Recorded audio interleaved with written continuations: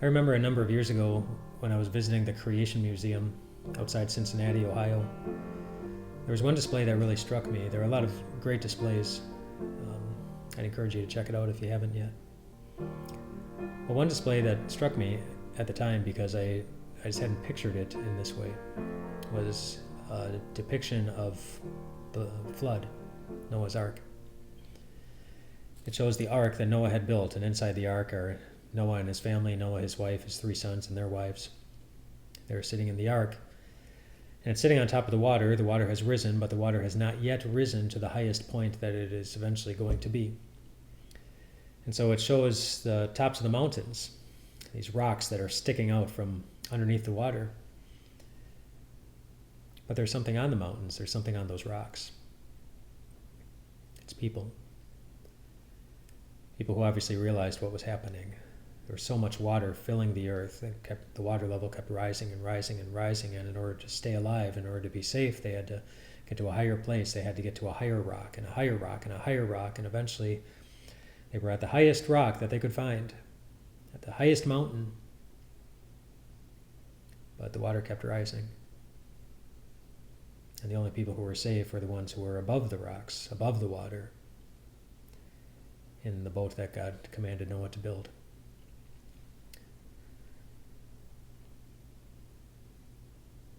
There's so many things in life that can make you feel like you're drowning. People say you're up to your neck in something. It's typically something difficult or painful or frustrating. Life can just be overwhelming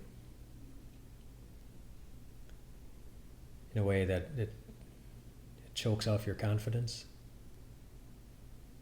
chokes off your hope, chokes off your joy. And maybe for so long you don't know if those things are ever coming back again. If that describes you ever in your life, then think about the last line in verse 5 of Psalm 27, where David says, "He will set me high upon a rock." So he's thinking of a safe place up on a rock, higher than the troubles, higher than the struggles, higher than the pain, higher than the guilt.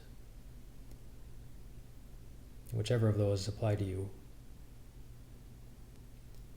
stop thinking about them for a moment and think instead about a rock just outside the city of Jerusalem.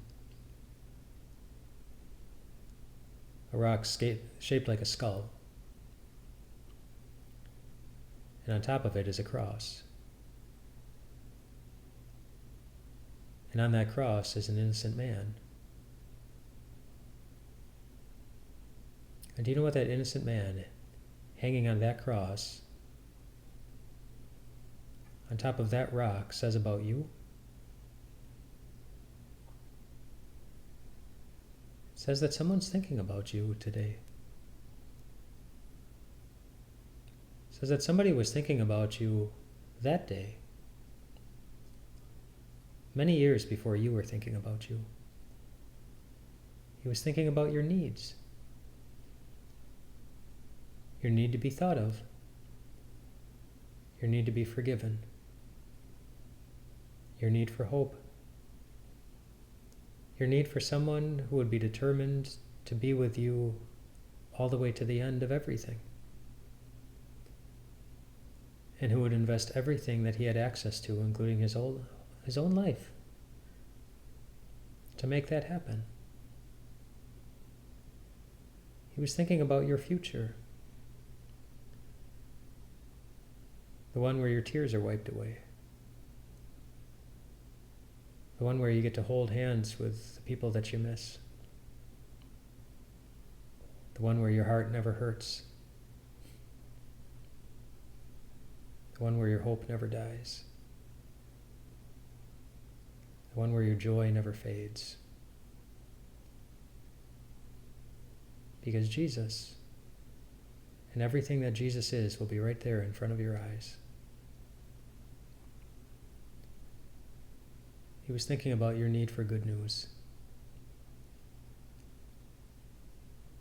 He He was thinking about you. On that rock, on that cross, is someone who has promised to defend you, who has promised to have your back, who has promised to bury your past in his blood and in his grave, has promised to be with you in the present, wherever you are, however you're feeling, and who's already seen your future,